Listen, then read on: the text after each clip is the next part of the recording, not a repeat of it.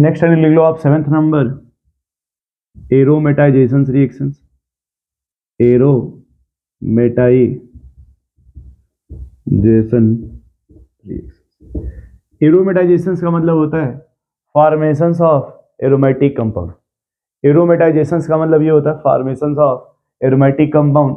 और जो aromatic compound बोलते हैं ना भैया, वो स्पेशली बेंजीन को बोला जाता है। किसको बोला जाता है? बेंजीन को। और बेंजीन का जो डायग्राम होता है ना, वो कुछ इस टाइप का होता है, ऐसे बना दिया जाता है ना।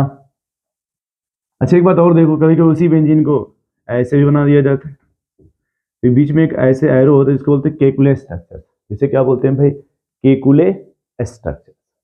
अब देखो यहाँ पे, अगर आपने इसको बोलते हैं कि अगर आपने हेक्सेन लिया, क्या ले लिया भाई?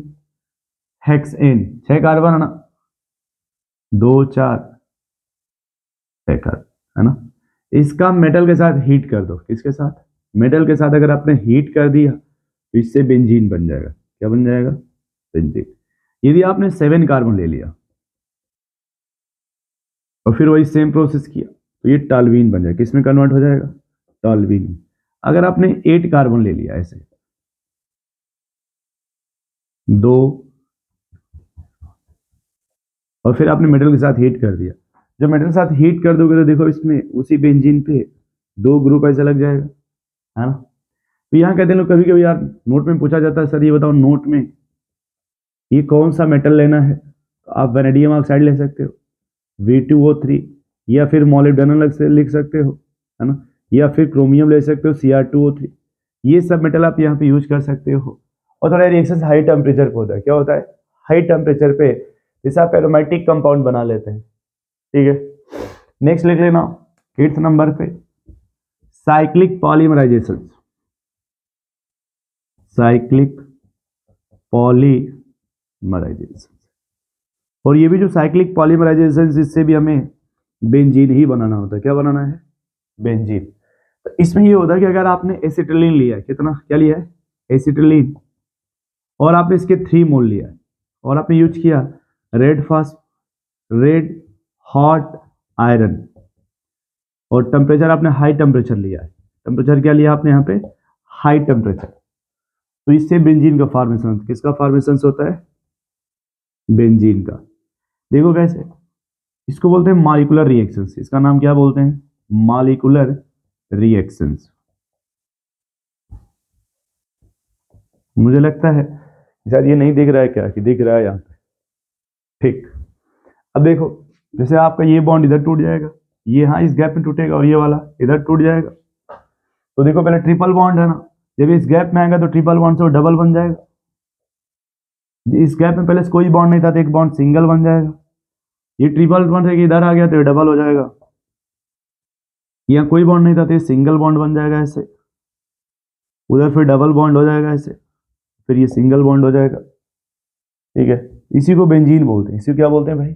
बेंजीन। तो आप यहाँ देखो, साइक्लिक पॉलीमराइजेशन करा दोगे तो बेंजीन का फॉर्मेशन हो जाएगा, और अगर एरोमेटाइजेशन करा दोगे तो उससे भी बेंजीन बन जाएगा। कभी कभी देखो इसमें सवाल ये होता है कि सर अगर हमने इस मॉलिक्यूल को चेंज कर दिया, जैसे चेंज करने का सेंस ये है, हमने मान लो ले लिया RC ट्रिपल बॉन्ड CH, फिर C ट्रिपल बॉन्ड CH, फिर CH ट्रिपल बॉन्ड CH।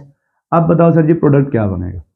कहते हैं देखो, एक बॉन्ड इधर टूटेगा, ये देखो ऐसे, ये ऐसे टूट जाएगा। तो जो बेंजीन बनेगा सेम वही बना देना पहले वाला, है ना। बस किसी भी एक तरफ आप एक R ग्रुप लगा देना, है ना।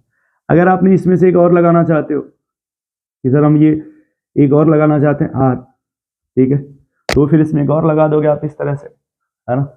ये चेंज कर सकते हो आप अपने हिसाब रिकॉर्डिंग। सिर्फ बेंजीन बनाना होगा तो यही ले लोगे आप। अगर बेंजीन कोई डेरिवेटिव बनाना चाहते हो तो फिर आप इसमें मॉडिफाइड कर दो इस तरह से अल्काइन में, इससे बेंजीन का डेरिवेटिव्स बन जाएगा, है ना। इसमें देखो, इसमें एक और पॉसिबिलिटी है, ये 1 2 पे भी लगा सकते हो, ये 1 3 पे भी लगा सकते हो, है ना। ये याद रखना, कभी भी इसको बोलते हैं साइक्लिक पॉलीमराइजेशन, यानी फॉर्मेशन ऑफ बेंजीन और with the help of red hot iron. Red hot iron ये वेरी हाई टेम्परेचर और हाई प्रेशर होता है। यहाँ टेम्परेचर लगभग आपका 1000 केल्विन होता है ना। क्योंकि नॉर्मल टेम्परेचर पे बेंजीन का फॉर्मेशन नहीं होता है, क्योंकि बेंजीन जो होता है ना मोर स्टेबल होता है। बेंजीन क्या होता है? मोर स्टेबल होता है, इसलिए उसका नॉर्मल टेम्परेचर पे रिएक्शंस नहीं पॉसिबल होता है, इसीलिए वो नॉर्मल टेम्परेचर पे पॉसिबल नहीं